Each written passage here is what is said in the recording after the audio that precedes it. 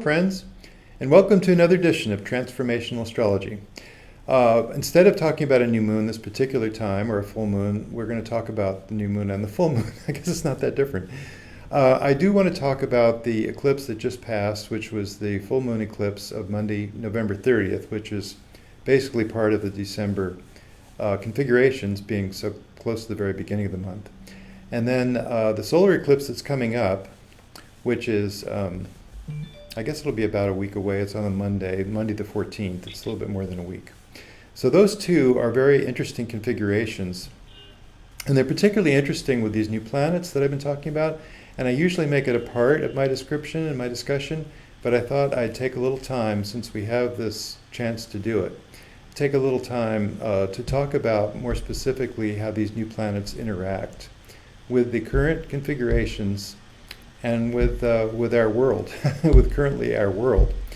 And you know, this is partly based on the idea, which I'm sure you're all familiar with, that as planets are discovered and named, and we're talking about Uranus in the 1700s, Neptune in the 1800s, Pluto, of course, 1930s, and then very recently in 2008, 2006 to 2008, the discovery of new planets beyond Pluto in the Kuiper Belt.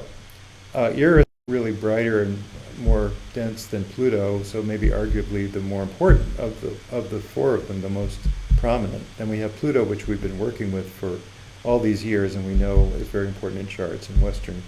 And then the other two are called Haumea and Makemake, and they have orbital periods of 309 years, which is Makemake. 284 years is Haumea.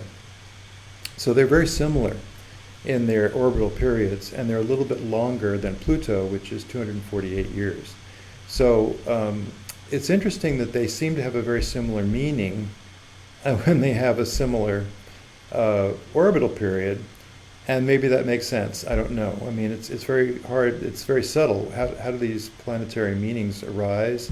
They arise in part from the name that they're given, which is part of their arrival thing, part of the way they show up, you know, as did Pluto, you know, and at that time, the darkness at the depths of the human psyche became more obvious in many ways, and then the other example that's cited is the atomic bomb, you know, the actual destructive power of that.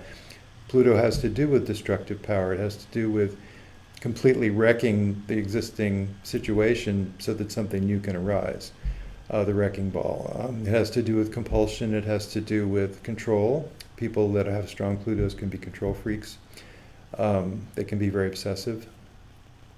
Well, when Eris came along, the question became, how do you determine what this new archetype was? And then again, by the name, because she was named after the sister of the god of war, called the goddess of chaos and discord in Greek mythology, and followed him willingly into the battle and delighted in the groans of the dying. So this kind of a bloodthirsty warrior, but a feminine warrior, is what emerged out of the mythology. And then also the idea of chaos, but you know, Pluto is also involved with chaos, no question. So, and what the Greeks were describing in their world was, this was following the god of war. Chaos follows war, sure enough. So to me, the chaos wasn't so much the important thing, but what was it about? You know, what was the positive side of things, like the warrior energy? And I came to the idea, which has been proven out and just kind of came to me, but then I started researching to prove it out, and did prove out, that a feminine warrior would be a warrior for deep purpose. That would go along with Pluto to the depths of our psyche, because at least planets that are so far out there do go to depth. And so feminine warrior and supportive soul intention became the way I described it, and then over and over and over and over and over again, the evidence just keeps pouring in, including things like Greta Thunberg, who has a very strong position of Eris, which is in a grand trine with Pluto and Jupiter. The focal point of a yod from Makemake on a partile inconjunct to the position of Eris, and Mars at 21 degrees of a similar sign, that Eris is at 19 degrees of Aries and Makemake is at 19 degrees of Virgo. So seeing these evidences, that's just one.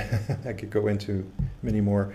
seeing these evidences come in over and over again convinced me that I was right, that maybe I channeled it, I don't know, but I was able to articulate this new archetype, and my book is called The 10th Planet, Revelations from the Astrological Eris.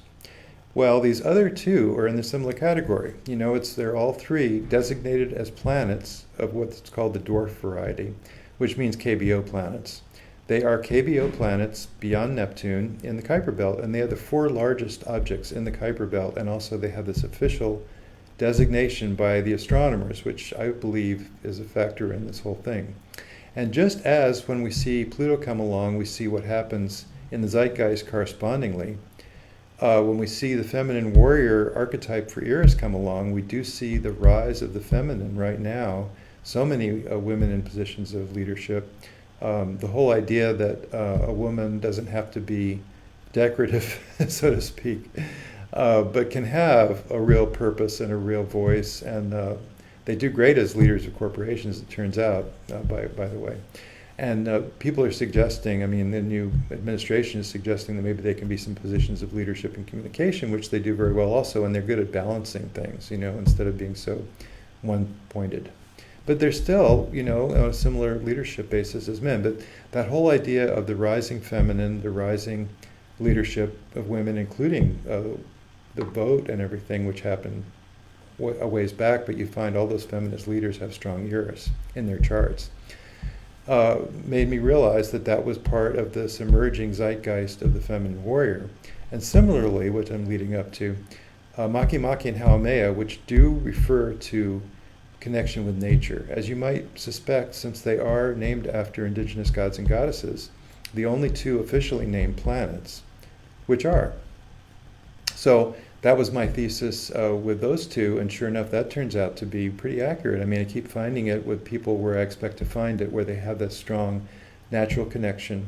With Haumea particularly, it has to do with a sort of a natural charisma. A good example is David Bowie, who wasn't exactly a nature boy. He didn't go to the woods all the time, but he did have this kind of protean shape-shifting connection to a natural process that was very deep, very, you know, it goes to depth. It does reveal a connection between our humanity and the natural world, which we are beginning to really get tuned into. And of course, Earth issues are really up in the zeitgeist right now. The whole idea of connection to nature, and we have to be careful there, and we have to recognize that we're all part of nature as we exist in our little lives and in our collective lives as well.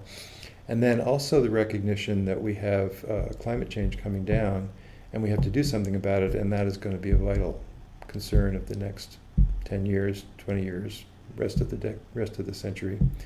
So let's take a look at the recent chart. And this is the chart that I want to show you, which is the full moon lunar eclipse, not a direct lunar eclipse, but a partial eclipse that, you know, led off the day just before the month of December began. And we do have the sun opposite the moon at 8 degrees. Quite interesting because we have Uranus at 7.5 degrees. So this is, again, just like the previous one, which was the Halloween full moon. This full moon of the 30th of November does really bring up Uranus, so that there's a lot of surprises. And we keep seeing all kinds of surprises in the zeitgeist. I've been running into it myself in my own life. There sure is, seemingly, since these last few days, since the previous Monday to this one, so it's been a week, but it's been not a full week, I guess. No, I'm sorry, it hasn't been a full week. It's been a lot going on with just unexpected events. With Uranus, we always say unexpected realizations comes from these things. It's what you can see when you look beyond things, when you can kind of half close your eyes to see. And what you see through intuition is really more valuable sometimes than what you see through your logic and the normal run-of-the-mill connection to the 3D physical reality. So Uranus very prominent. Actually, Neptune very prominent as well, because had just stationed to direct motion on the 28th, so it's standing still in the sky. And it's also in square with the nodal axis. So there's a prominence of Neptune, which is also a question mark on what is reality, you know, what is the truth. That is something that's been up in the zeitgeist recently. And we also have, as well, we have the Pluto Saturn with now Jupiter in between.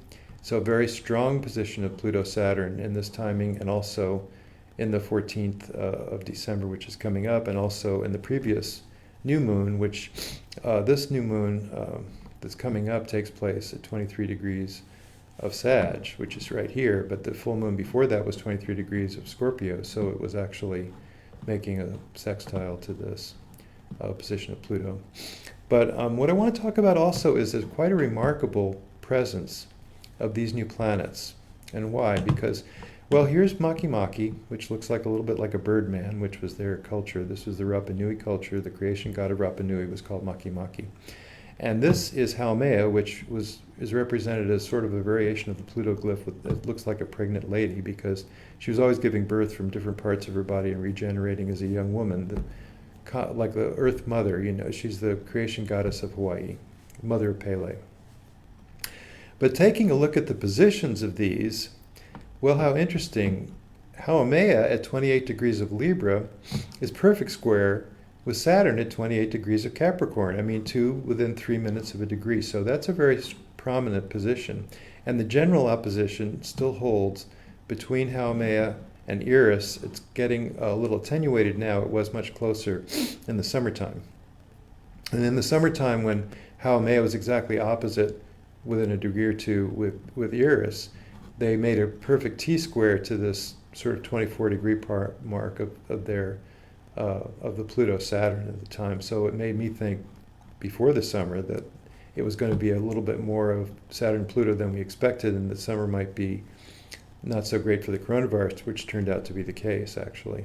And now we're seeing it again. This is another strong connection with Pluto and Saturn because of Jupiter occupying not the midpoint, but between them, which was in November also. And so the prediction from years back was that this would be a particularly strong period of cultural difficulty and, you could say, societal reset, cultural reset. And sure enough, it has been also connected with very strong presence of the COVID. COVID is surging beyond all expectations, beyond control. And there's going to have to be measures taken because this winter, with November and December lunations showing the way, has been very strong for COVID, and that's what we're running into. And it will be, probably through January as well. Even though there's vaccine on the horizon, which is great, but it's going to take still have its toll in terms of the hospitalizations and the deaths and everybody catching it because it's so rampant right now. So what's so fascinating to me, and by the way, we still have Eris at 23 degrees and making a perfect square to Pluto, just as Haumea at 28 degrees is making a perfect square to Saturn. And then we have also the presence of Makemake. 7.5 degrees of Libra makes an angle to 7.5 degrees of Taurus. That is a very close inconjunct, or quincunx angle. And then the Sun and the Moon being opposite at 8 degrees, again, that lights up by the Sun making a sextile. It would be a trine from the Moon, the presence of Makemake. Now, what would that make us think? We have here a strong lunation, an eclipse. And of course, if we look to the next eclipse, which is the solar eclipse, which is the 14th of December, we can take a look at that chart as well, right here. And so this takes place at 23 degrees of Sag in this case. So it makes a perfect trine to the 23 degree mark of Eris. It's a partile trine. And again, Pluto is still at 23 degrees here. So it really lights up Pluto in that way, this eclipse, because the eclipse degree is going to be more powerful than an ordinary new moon. It's like a 6-month transit, they say. It takes 6 months before you see the end of it. And the fact that it is such a chime with Pluto is important. We might think of these next 6 months as still having a lot of impact on our society. Our society is evolving. It really is. I mean, it doesn't always look like it's going in the positive direction, but I really believe that it is evolving. And what we're going to get out of it is a different society at the end of this than we started. So that's important to recognize that there's a certain amount of hope in that regard.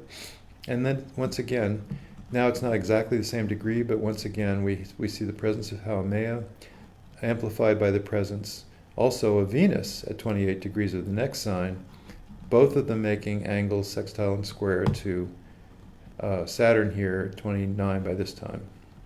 And Jupiter is at 28. So this is again, and of course still Makemake, here's that very strong, much less than a degree, I guess it's half a degree, in conjunct to Uranus.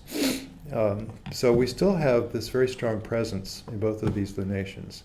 So let me look at the one that we were looking at, the Monday, previous Monday of the 30th of November. And so what does that tell us? That we have such a strong presence of these new guys. And I think what it means is we have Earth issues that are very up for us. There's quite a bit of talk that the new administration coming in is going to take climate change more seriously. During the debates, Biden was accused of being a sponsor of the Green New Deal, which he isn't technically, because he has said that may be going a little too fast. It may be too hard on industry, on the fossil fuel industry, for example. So there is more of a balance there. He's a little bit more centrist than some of the more extreme progressive Democrats.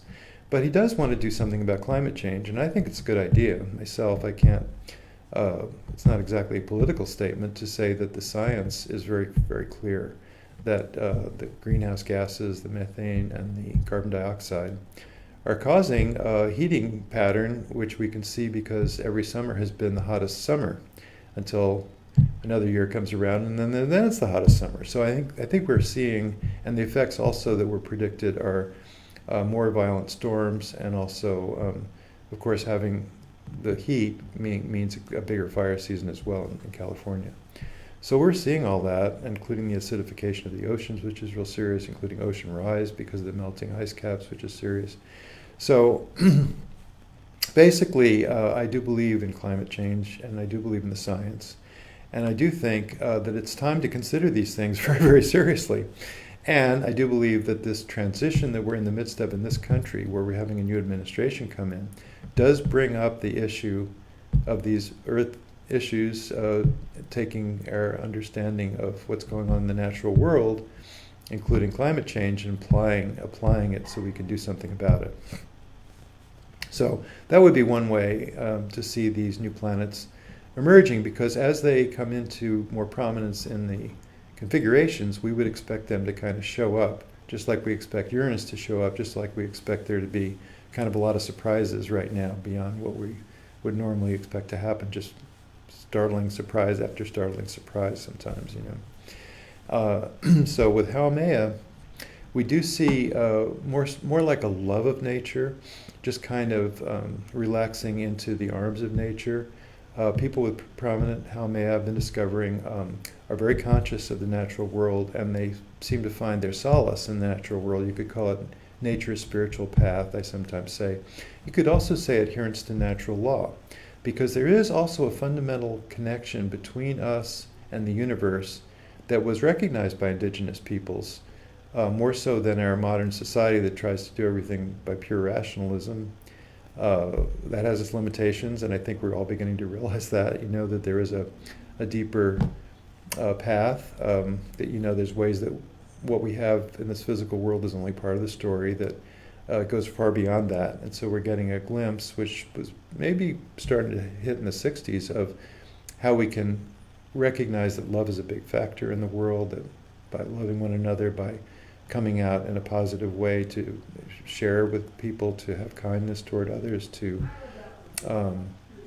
make that part of the social fabric, that we're all in this together, that we're all, in the Tao Te Ching it says, one who recognizes that all other men, they call it men, are part of my own body, is a sound man, a sound person, a sound human.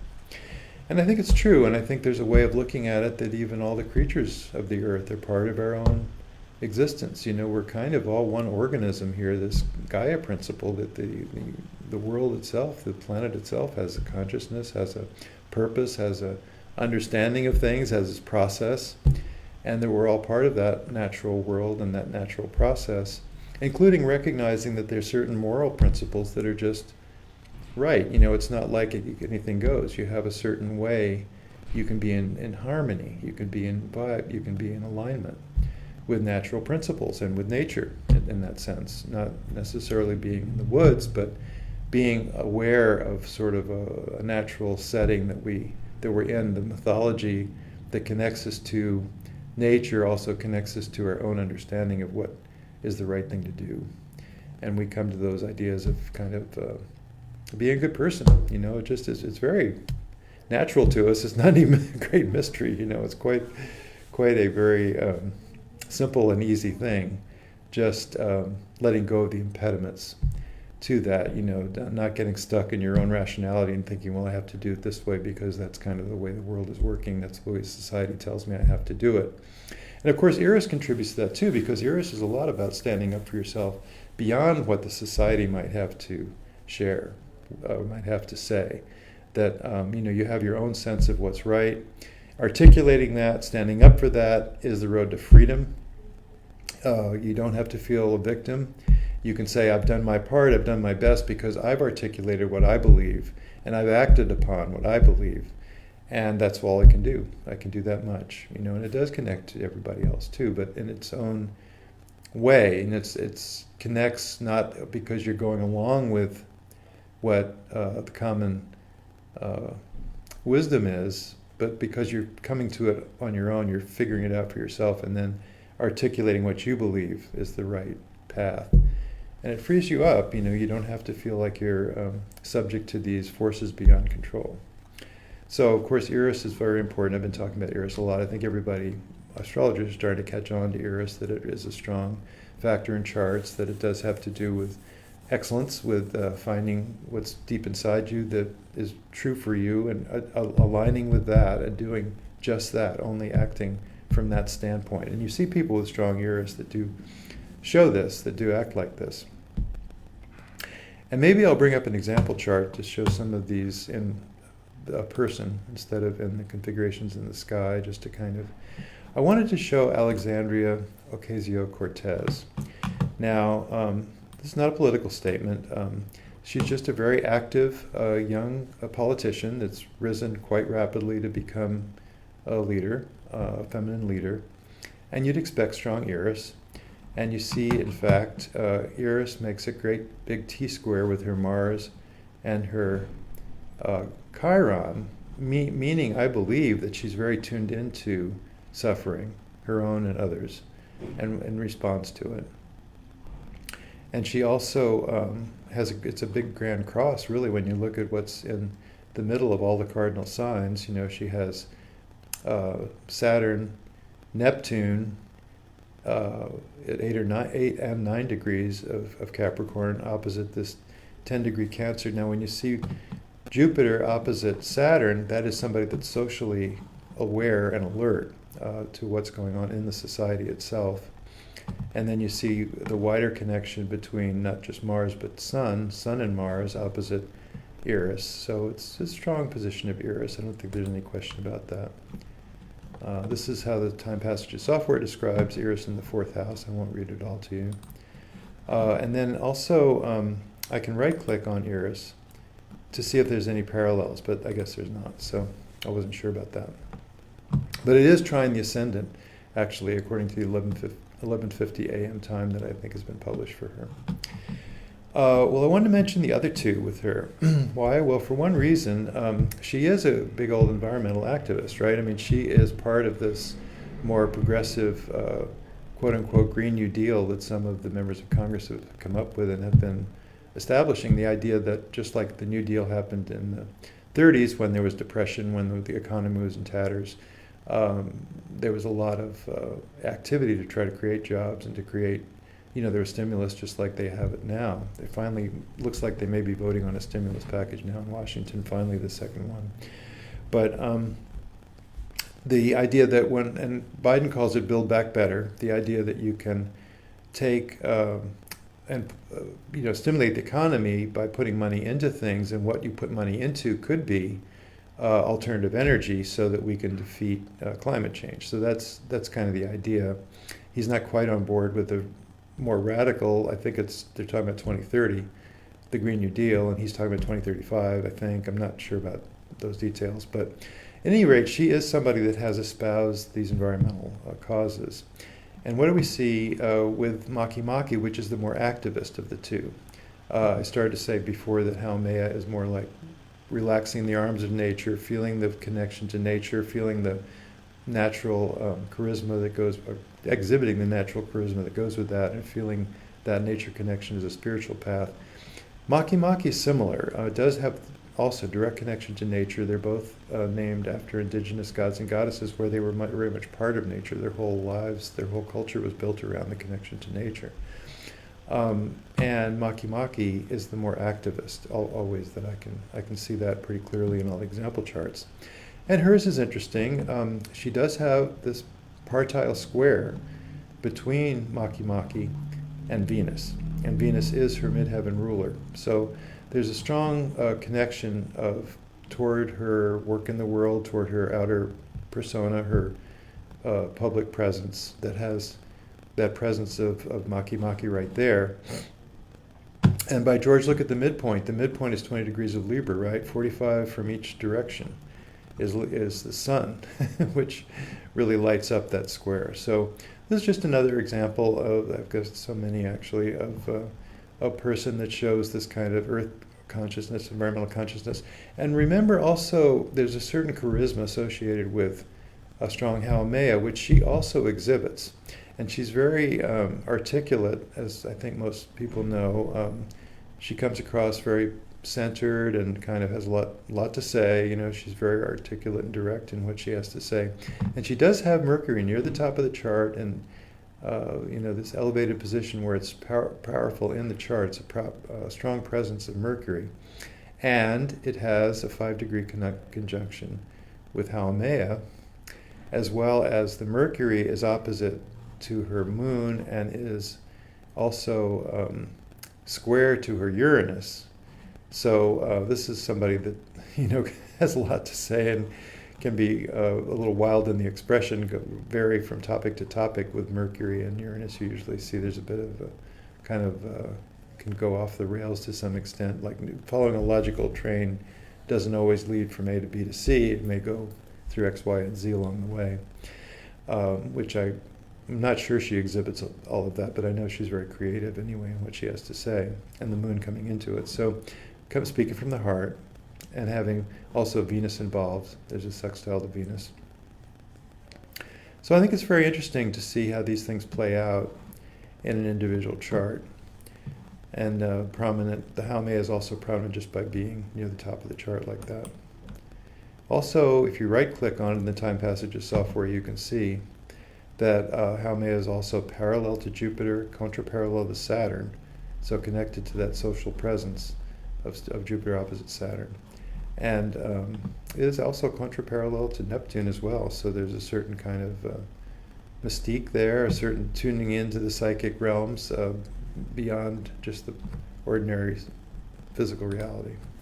So very, very prominent in that way, both of these planets, just to give you an idea. And this is, I'm trying to let this example stand in for just tons, literally tons, not literally tons, but hundreds of charts I've looked at, trying to figure out if these things do represent how they show up in individual lives, and if that characterization of nature planet, connection to nature, nature, spiritual path, natural law, seems to be the meaning, included in the meaning for both of these new planets, with, as I say, an emphasis on activism. So seeing this strong connection to Uranus in the present configurations, I would think that there's some environmental activism coming up even this month. I wouldn't be surprised to see that that becomes more prominent in certain ways. I'm not sure how that will manifest. I can't think right now myself if there's this huge push, but you know, just the fact that the transition, the Biden transition is going in that direction. So the EPA is getting a different, it's going to have a different look to it in after January, after January 20th. So I do think these things are kind of, we may see, we could look for these things. You know, you can join in the research by looking for how these things do manifest. And then we want to look at just a couple more charts. I did already show the chart for the new moon of December, Monday. And of course that, because it's 23 degrees of Sag, it does light up the Pluto. There's a lot of Pluto right now, so there is that kind of dire situation. We see death, we see change, we see transformation, we see the culture itself is going through a structural transformation. And now they are separating, Saturn is moving away from Pluto. It's almost out of Capricorn altogether by the 14th. And if we look 1 week later on the 21st, that is the day that, just as the sun gets to Capricorn, which is the 21st, which is the solstice, that is the day that Saturn gets into, not only enters Aquarius at the 0 degree mark, but Jupiter joins it. That's where the Jupiter-Saturn conjunction this year will be every 20 years, and it will be in an air sign. And it will stay in air signs for the next 200 years. So it's a transition that's going on from Earth to air as far as the Great Conjunction, or the conjunction of the Jupiter and Saturn. That's what they used to call it in the ancient days. That does reflect society. It reflects new factors in society. The fact that it's in, let's go ahead and look at the chart. Actually, I have the chart here. I call it near solstice because it's actually about 12 hours after the solstice happens on the west coast around 2 in the morning, when the sun actually enters. And you would want to look at that chart too, because that is a chart of the solstice, and that may tell us something about what's coming up in the next year. This is the chart for the beginning of the year in a certain sense. Well, this particular chart I've chosen to go into the afternoon. I've picked 3:33 p.m. just randomly. But this is when also Saturn and Jupiter have come together, pretty much. I don't know the exact time. It's pretty close to this time. 32 minutes, so this is very close. If we look in the seconds even, we can see it's 32:02 for Jupiter and 30:34. So it's actually more of a separation than that even. It's actually about a minute and a half of separation at this point. So I've waited a little bit past the actual timing, but I did that because this is when we have the square between Sun and Moon. So it's also the first quarter after that previous solar eclipse. This is the first quarter. And it's just amazing to me that the Sun will be at 0 degrees of Capricorn. Saturn and Jupiter will be at 0 degrees of Aquarius. And the Moon will be at 0 degrees because of the first quarter. So I've chosen this chart to just kind of illustrate everything at 0 degrees. Mars also comes to Uranus at 23. Pluto is still at 23, so this is a very strong chart. So all of this month is a powerful month. And the solar eclipse this month as well, the one I just showed you. And again, there is this prominence to, now in this case, it's even a couple of degrees away, 2 degrees, but from a square to Haumea. And now Uranus has come to a little bit below 7, but it's still within a degree, you see, of Makemake. So I just see that it's important for this coming year, that we're kicking off here with this solstice chart, these nature planets, the idea of our connection to nature, the idea that we have to do something about climate change, earth issues matter, are important, sea level rise, treating everybody fairly, treating everybody with kindness. The Christian principle that was enunciated in the early days of the Christian church, I think it's a quote from Jesus, do to the least of these, do what you do to the least of these, and you do it unto me. And taking more of a fair approach to all peoples in our society. So that's pretty much what I had to share. I do want to open it to questions. We were thinking this would be an opportunity for people to ask questions, and we'll do that for another 20 minutes or so. So if you do have a question about this material or the software, this is the Time Passages software that we are very proud of, that we sell. We think that it makes it easier for people to understand astrology, because you can put the mouse on things and get an explanation. If you put the mouse here, this is the Pisces behind this 12th house. You put the mouse and you click and you get an explanation of what is Pisces, what is Neptune in the context of the 12th house. And it turns out if you control click, I think, well, no, that's the same as a right click in the Mac, of course. But so that if you do right click, you get the Contra parallel that exists in this configuration between Neptune and Mars. You also get the next station, which is not till June. So, there's just a lot of handy things that come out of, I think I can shift click maybe. See, that tells us just Neptune. What is Neptune by itself without thinking about where it is in this chart? So, do we have any questions that we might be ready to talk about? Yes, we do have a few questions that have come in. All right. And I want to encourage anyone else that has them to just go ahead and type them in the comments. So the first question we have is from Dan, and he is one of our regular followers. Thanks for being here, Dan. It's always nice to see you. He is asking, this is a pretty fiery chart. Do you have any thoughts on all of the Sagittarius plus Mars and Eris?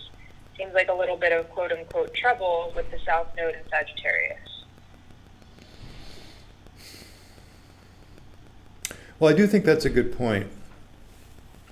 Referring to the new moon, which is coming up a week from now, it is a Sagittarius, it is a Sagittarius new moon. Mercury is very close by in Sagittarius. Because we're right there with the Sagittarius South Node, it is an eclipse. That's how you can tell an eclipse, when it's right on the nodal axis like that. And we have Mars getting closer and closer to Eris, which is prominent, makes for a prominent position of Mars, because Eris lights up whatever it touches in a natal chart or in a mundane chart like this. So I hadn't thought about this. What about the fire? I mean, we like to talk about, astrologers like to talk about the fact that this is going to be a big old Aquarius time, starting another week from then, when Aquarius becomes, the first degree of Aquarius becomes so significant in that winter solstice chart. I think that's really important to look at. And of course, it's a Capricorn time with all this Capricorn energy, and with the sun a week from now, we're going to be in Capricorn with the winter solstice. However, that said, yes, I certainly agree. I mean, we might want to mention Scorpio with Venus and Scorpio as well. That kind of brings together both Mars and Venus, because Mars is the traditional ruler of Scorpio. So all the elements are there as usual. But I do think the fire element is a good factor. And what do we associate with fire is usually growth. So that's how we evolve, how we take the energy, it's a strong energy, and do something with it. So looking at it from the higher perspective, it would be growth. It would be, if you get those wand cards in the Tarot, which is the fire sign in the Tarot nomenclature, it does imply growth. That's why the wands are sprouting, in the traditional weight pictures for the Tarot.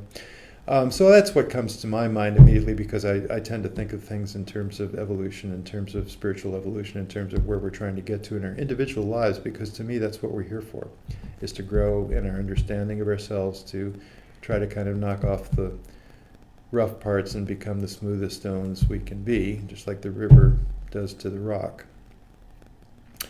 But thinking of it in terms, again, though, with Mars in the picture, and with Mars becoming so prominent, with getting closer and closer to Eris, I would say that there can be, and we're seeing it, in the zeitgeist, there is a certain amount of violence in the air these days. I mean, there was a problem in Georgia as far as some of the Republicans, the more radical Republicans, are concerned, that they somehow managed to count all the votes, and they didn't voter suppress some of the areas of Atlanta that they would have liked to have seen fewer votes from certain segments of the population, is what I gather. I mean, I'm being a little political here, but there have been death threats to the people that manage the election, to the governor, to the, I think it's the Secretary of State in Georgia, for kind of just reporting the results that they thought were the correct results for the election,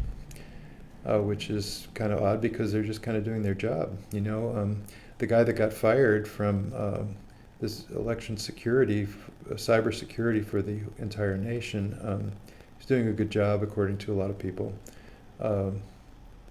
One of the lawyers for the Trump team said he should be drawn and quartered.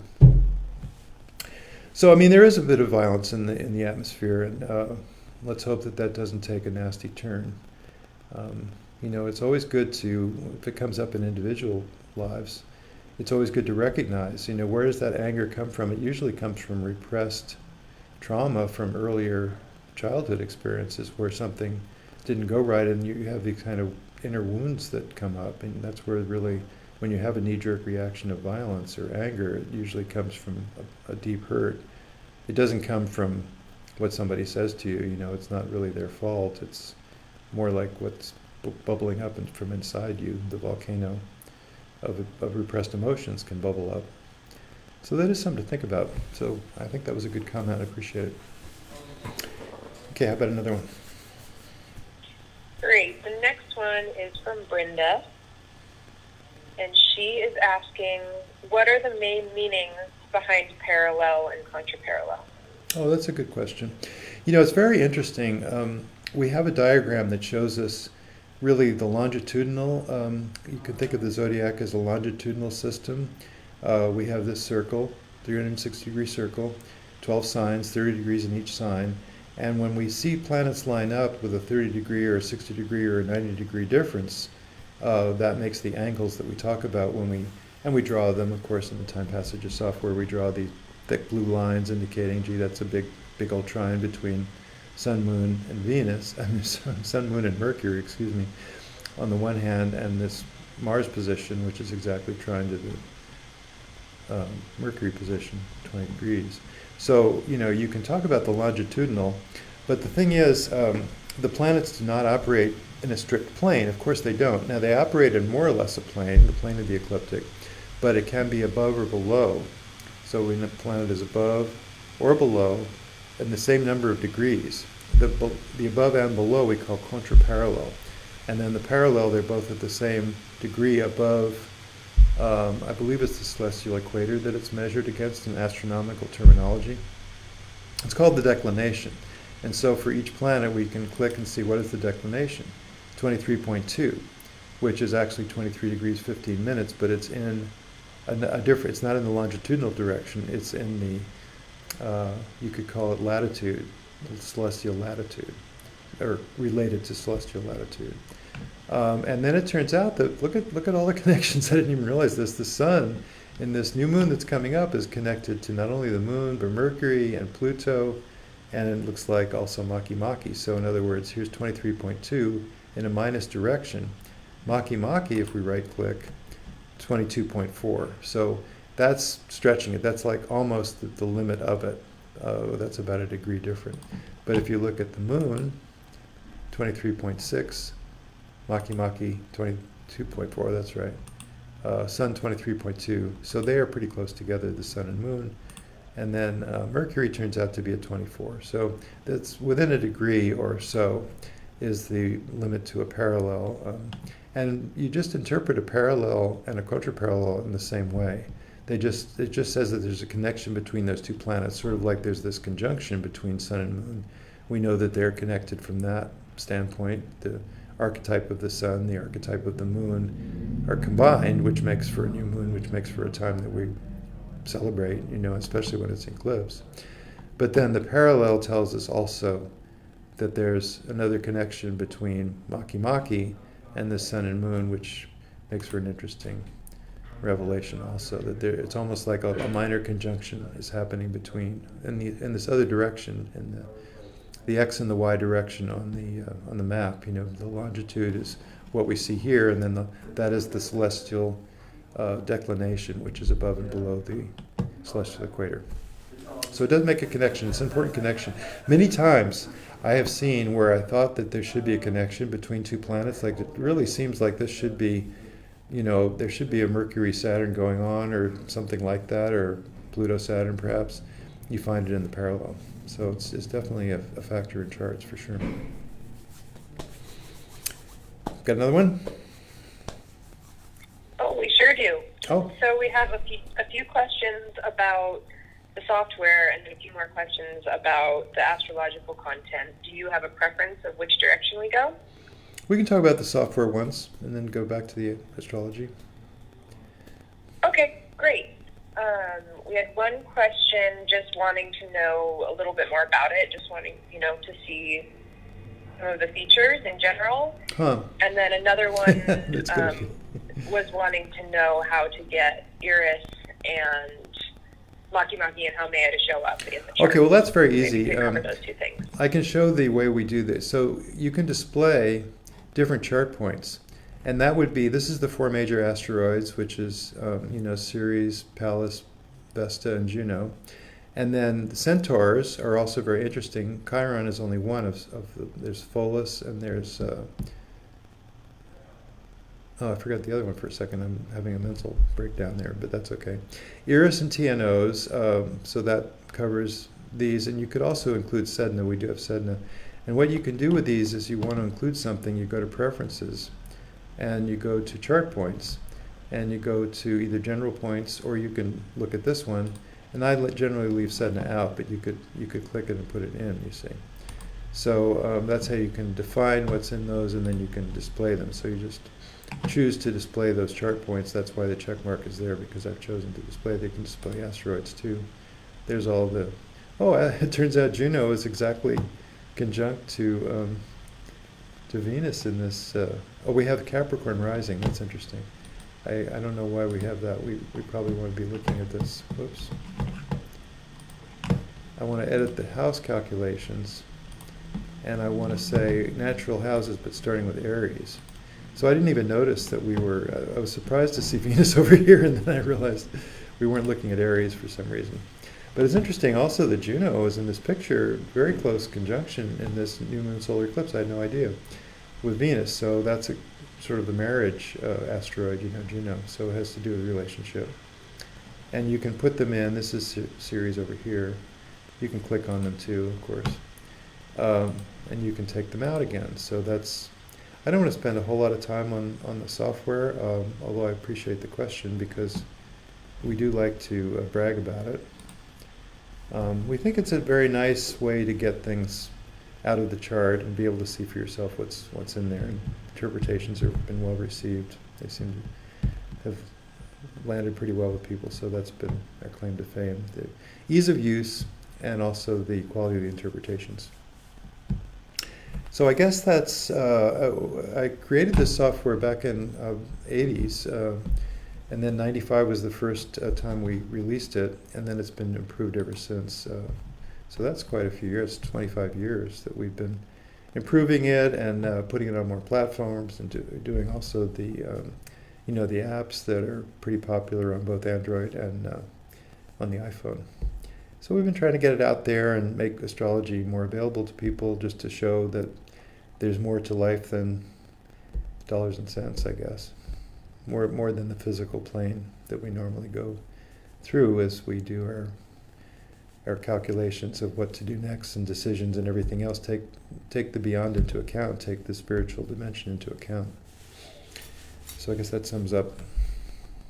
So do we have another question about the material too?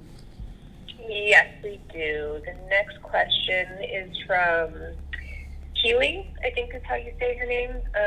She's asking, Henry, might you say something about the sun being in Earth, and specifically Uranus in Earth, when Jupiter-Saturn conjunction happens in air? Does the sun in Capricorn give color to the Jupiter-Saturn conjunction?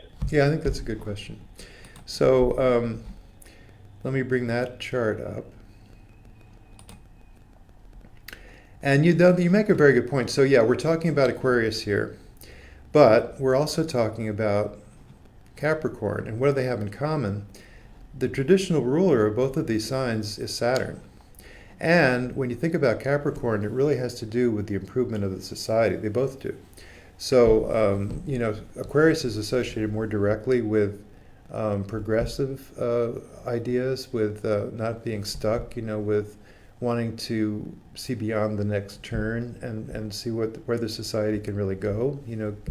Science fiction, perhaps, science, getting serious about climate change. Those will all be kind of Aquarian things. And what is also associated with Aquarius is the internet. So partly when they're saying the age of Aquarius is what we're coming into, and some people say that this very December 21st will be kind of the cementing in of the age of Aquarius. It's defined literally by the extent of the constellation of Aquarius in the sky, and so it doesn't have a very good boundary. It's very hard to say when is the age of Aquarius, but this is getting us closer, let's say. And certainly the interconnectivity, the fact that we can dial up and have a conversation with just anybody in the world at any time. We can be on social media and see what's happening in India and everything else, Europe. It's very interesting, and it does bring us all into this kind of global consciousness where we can recognize maybe a little bit more easily that we're all members of the same, really the same organism, let's say. So I think that's very important, and it does have to do with what's happening in the society. We see the society shifting in these kind of ways, that we recognize every group, and we want to, kind of do what's right for everybody, and see what can come along in terms of progress that, takes the whole civilization into account. Now, similarly, though, Capricorn has to do also with the social matrix. That's why, there's this simplistic idea of Capricorn is to rise in public recognition, the accolades. We put it at the top of the chart, the natural chart that you're seeing here with Eris on the horizon. So we say that the 10th house is connected with your career, with outer presence, how you show up in public, what's your public persona. But, and it is the accolades of the business world, the accolades of the professional world. But, really, at the heart of it is, how can we see the very best exemplification of the social matrix? How can we see it totally improved? So there is that they have in common, Capricorn and Aquarius. So that's very interesting. And then we might also think about the fact that we do have all this fire energy, as somebody else was pointing out, that propels us in which direction. We have to see if we can choose the right direction for the fire hose to spurt. So I guess that was, and then the fact that Uranus is in Taurus is very, very similar to the fact that this Saturn conjunction with Jupiter is in Aquarius. There's a way that we're bringing air and earth together in this. And so, basically, again, seeing where we can go with the physical world that takes into account these other dimensions of reality, I think is maybe one of the fundamental keys of this new era that we're emerging into. Who knows what it'll be like in 2030? It'll be completely different. We'll have a completely different world, I believe. And we're moving in that direction. We're starting to see the beginning of it, the birth. This is an important new shift, which gives us a little optimism in the midst of the dreadful times, the dreadful COVID times that we're in. Light at the end of the tunnel. And also, by the way, we have to take care of each other. This is a time for doing the social distancing, doing the masking, doing the necessary things. I think that Eris is so involved in this configuration, as I've been pointing out, is all about individual responsibility. Each one of us is who's it up to that we handle the virus better, that we try to ameliorate the issues with the hospitals and with the population, with general people, with getting sick, with how much there is of it. It's up to you. It's up to me. It's up to each individual person. And then the whole effect is one of general connectivity. But the fire of each individual person is what's involved as we make our choices and we do what's hopefully the right thing for everybody else. We can protect people. We can do what's called for. We can rise to the occasion. And we can have optimism in the face of disaster instead of having woe was me or woe was us. We can go, maybe we can have a little bit, something that comes out better as a result of all this. So that's a good question about elements in the coming solstice configuration. What else we got? Great, thank you. Yeah, the next question is from Sarah. What do you think about our finances since Uranus is in Taurus? That's a I good one. personally believe we will have an entirely different financial setup, no more paper money, coins, etc. Any ideas on what you think it will be? Well, the two remarkable developments in that regard are, of course, with the COVID, there's been a lot more reliance on credit cards, and of course that's been coming for a long time. You wave your credit card at a terminal and everything gets taken care of, and you don't have to get your money out. And then the other thing being that COVID in the COVID situation, the bills and the coins can carry COVID. So it's better in some instances to avoid it altogether and do just paperless what they call, just without money, the transfer. And then the other big development is, of course, Bitcoin. So that's another thing that is very present in our world today and probably going to be a rising factor, a greater factor in the way we do banking business without banks. So both of those developments very much reflect the idea of having innovation in the material realm, which is Uranus in Taurus. So we could see changes in that regard. I think we probably will. That's a good question. What else? Do we have any more we can do? Yes, we have one more from Craig.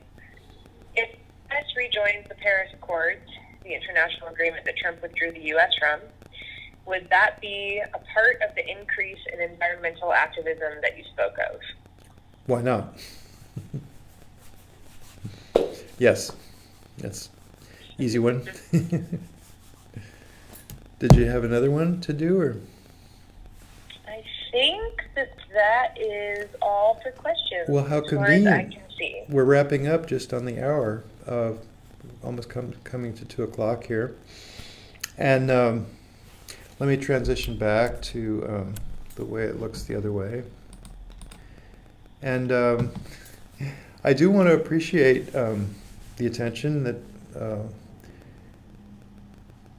you've given me in describing these things. I think it's so fascinating that we have new archetypes. Talk about new coming into the society and the cultural appreciation of things. These new archetypes are definitely going to be part of Western astrology in the future as we go along. I think it's very interesting to see new planets coming in and new ideas coming in and new ways of doing things. Can we get beyond our present conundrums to some extent and maybe see the seeds of a better world? And each one of us individually not only contributes but benefits. And can we keep our optimism and our faith? Our faith in the universe really is what it boils down to, that we're not the only people, you're not the only driver of this bus. You do have the presence of the universe on your side, taking you through things. Sometimes things that seem like a disaster can actually be good. In a way, the COVID times that are very terrific trial, very scary, very hard to deal with. The hospitals are overwhelmed right now. But there can be the benefit of greater thoughtfulness and maybe greater awareness of what we're up to as a culture, as a society, how we deal with our fellow humans on the planet. And I still have this optimistic faith that we can come to a better place, that we can do better than we have done. So that optimistic thought, I'll leave you and have a great rest of the month. If we don't talk again, we may talk again. I think we'll do another Facebook Live on the solar eclipse that's coming up, maybe next week. But until then, see you. Thanks again for watching and take care.